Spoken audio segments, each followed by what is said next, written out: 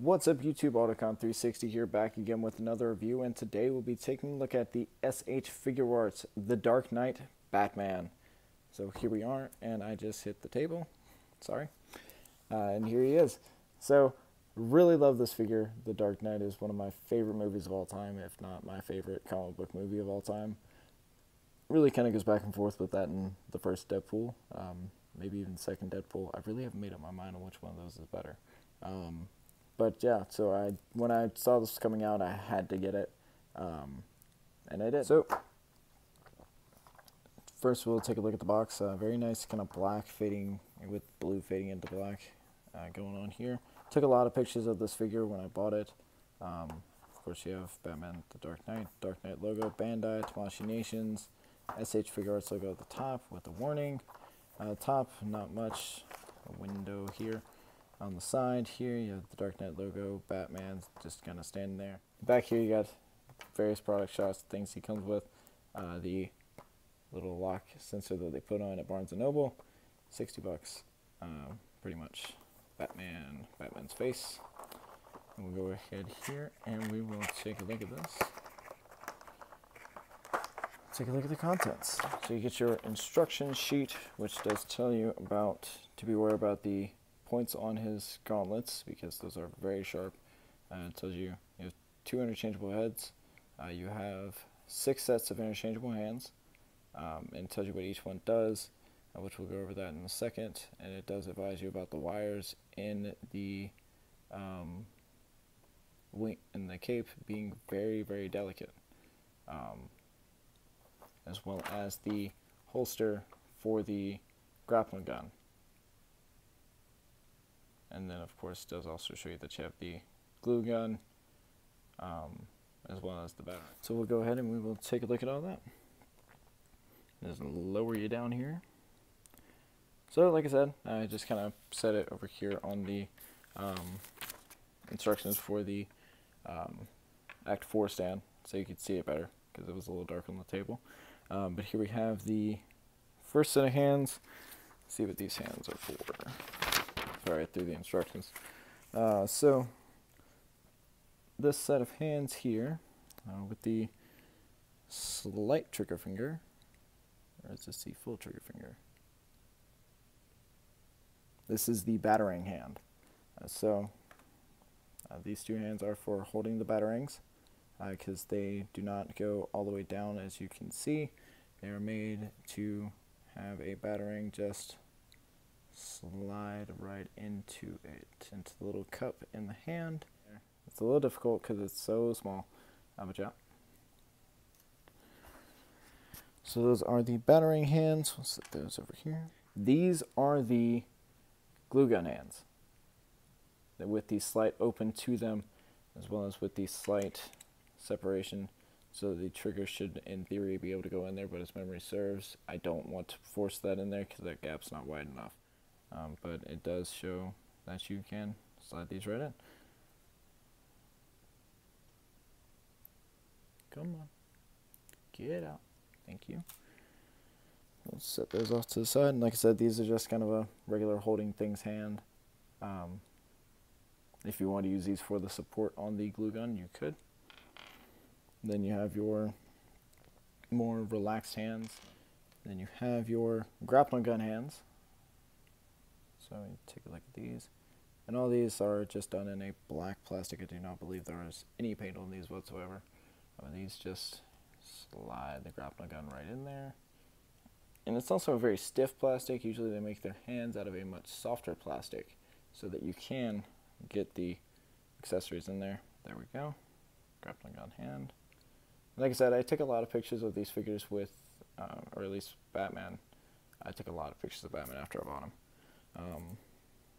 So set those to the side, and of course you have your classic fisted hands that come with him in the box.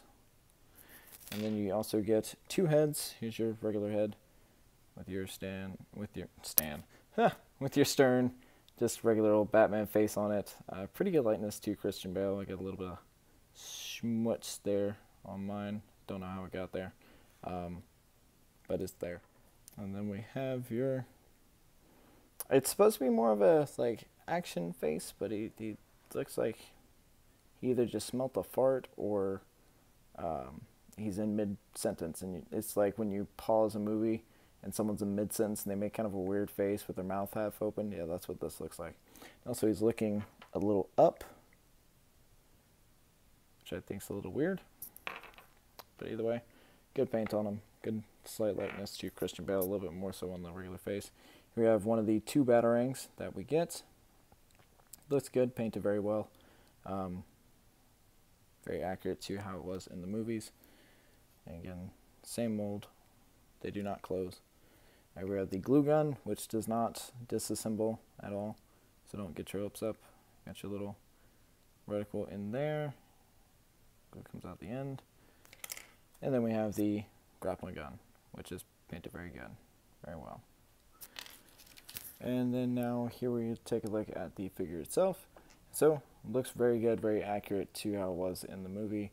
The gray that highlights his collar here and the lower part of the pectorals as well as the abs here is a bit more noticeable than it was in the actual film, or at least in The Dark Knight. It was definitely more noticeable with the suit from The Dark Knight Rises, but it is definitely more noticeable on the figure. So this does kind of take a bit more of the Dark Knight Rises model for the suit, at least in my opinion, because it definitely was not that noticeable that these were 2 different colors in the movie itself. Because trust me, I've watched the movie a few thousand times, I should know. But yeah, very nice. We already took a look at the head here.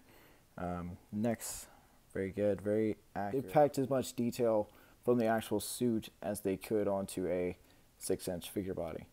But very nice. You can detach the holster for the grappling gun, but again, it is a fragile piece. So if you do so, I do recommend you kind of twist it to the side and then put your thumb on this piece, because it does tend to want to rock back and forth. And that is the connector. If you break that, you're pretty much screwed. Come on, there we go. So it does show, it does come off that connector, dark or cat hair, whichever that is, not included.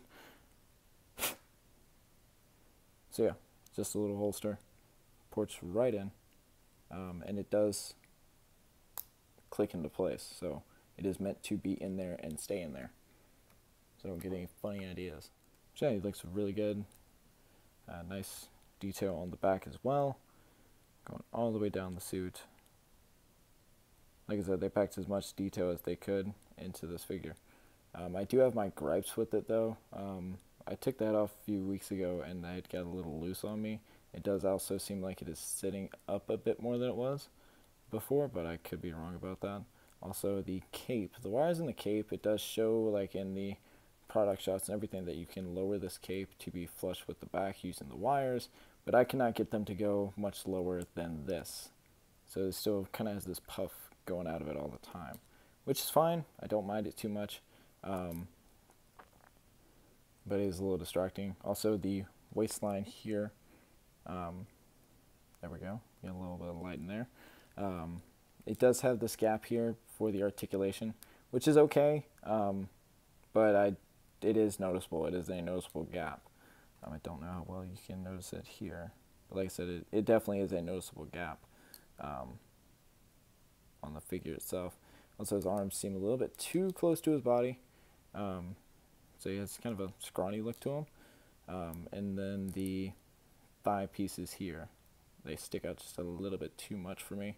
And also his knees they're not straight. So to have his legs, to have his knees straight, he has to be like that, which then he looks like he's trying not to pee his pants. So he is modeled to sit like this, but of course you can turn the ankle to be at any kind of angle that you would need it to be. If you would rather it be pointed in like that and then have this weird kind of gap thing going, that's you. Display your figure however you want. Me, I just kind of leave him in kind of an A stance so I notice it less. Even got treads on his feet. Treads on his feet. There we go. So in terms of articulation, actually let me show off how to install the grappling gun here. So take your grappling gun, usually best if you kind of hook the front there first and then hook the back. So like that.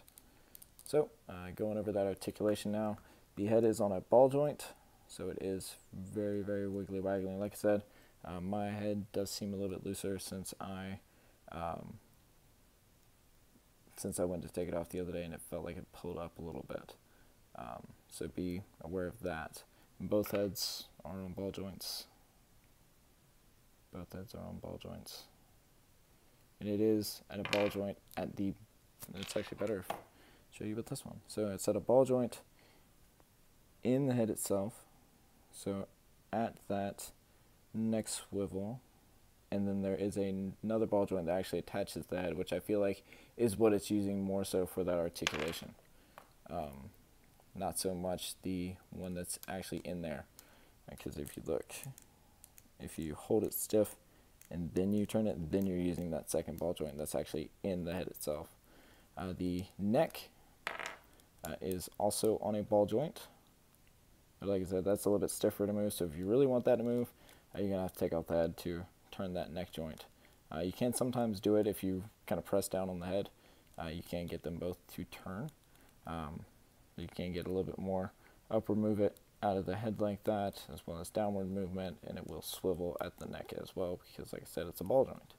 There we go. Or kind of pinch the neck like that to get it to turn. Shoulders.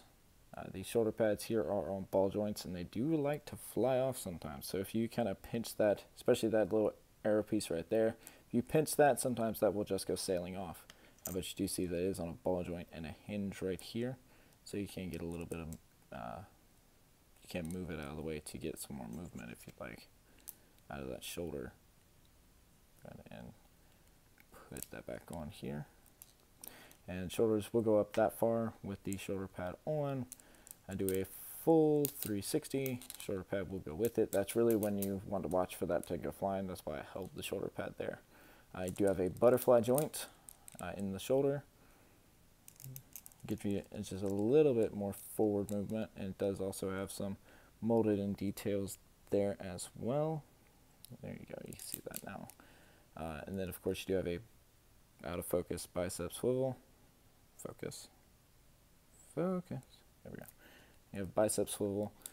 Double jointed elbows. That'll bend in about that far.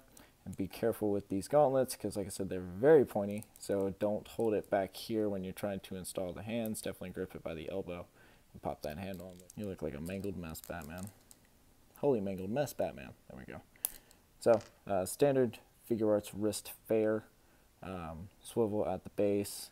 And it does hinge at the base as well, and the fist itself connects via a ball joint, so you can swivel that base to give yourself a different angle with the wrist. That left hand really just scared me. And then you do have your abdomen is on a ball joint. Get a nice little bit of wiggly waggly in there. And it does also, when you get this in the package, it has a clear piece of plastic that goes around the body so that you do not have any kind of paint chippage or anything. And it does keep it all nice and together.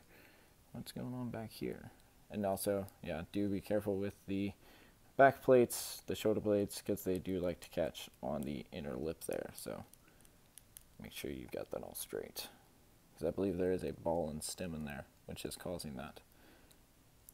And then, of course, you do have your waist on a ball joint, so you can swivel the waist, as well as you can swivel a little bit up here, too.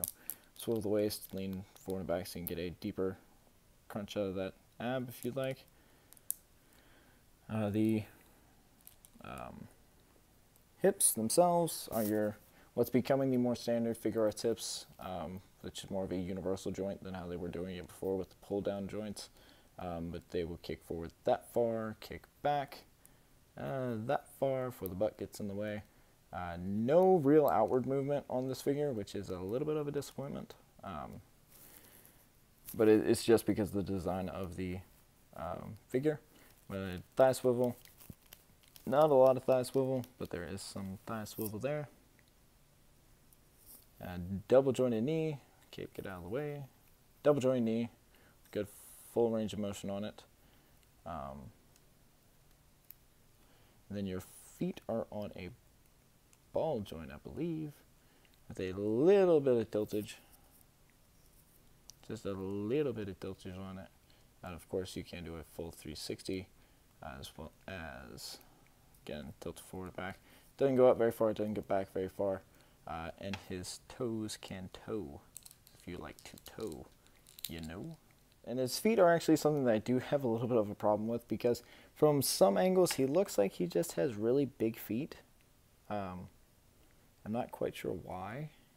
Actually, looking at it in the viewfinder on my phone and then looking at it on the figure itself, it looks totally different. Like here on the phone, looks fine. In person, looks completely different. It looks a little big. But I get it. He has a large cape on his back. He needs the stability. Speaking of the cape, again, he does have wires in his cape that you can straighten if you would like. He has 2 wires here, and then he has these here, but they are not connected to the back of the figure at all. They are more to kind of hold whatever pose you want to do, but they don't do a very good job of it because they don't actually tend to bend very well. They tend to bend and then slowly bend right back into shape. So like see here, you bend it really good, and then it really just kind of straightens itself back out. So I'm not as big of a fan of the middle piece here, but these will definitely hold your pose pretty well. They're just a little bit more sturdy than the ones in the middle were. Focus. Come on, we can do this. Focus, there we go. But yeah, they're just a little bit more sturdy than the ones in the middle of the cape. And that's probably just due to the fact that they are attached to the figure. So for comparison here, because you see now you see what I'm talking about with the cape, where it just kind of wants to puff. I don't want the cape to puff, so I'm going to bend these wires here to give it a little bit of curl back inward. It's going to look like Thor used to do in the comics, where his cape just kind of levitated off of his shoulders, but whatever. So for comparison, I did bring one figure along with me that it's going to be pretty much my basis for all of my figure comparisons. That is the Marvel Legends Juggernaut Build-A-Figure Wave Deadpool. So this is the butt keycap mold, so it is pretty much your standard Marvel Legends body mold. A lot of characters have this body, so it's pretty much standard. About 6 inches tall, and he is Batman's just actually about the exact same height. Batman's just maybe literally just a hair shorter. But yeah, really nice figure. I really do love this figure. So I definitely do recommend it if you can afford it, and hopefully you can get this for yourself. Like I said, it's about $55 at Barnes & Nobles. Anywhere else it's going to be maybe a little bit less, maybe a little bit more. Definitely recommend you check out Big Bad Toy Store if you would like this figure, because I do believe they still have him in stock. Now the Bat Pod is also being sold in S.H.Figuarts line, and I believe it's still in stock on BBTS. So if you would like that as well, I'm not going to buy it because I don't have $120 to spend on it.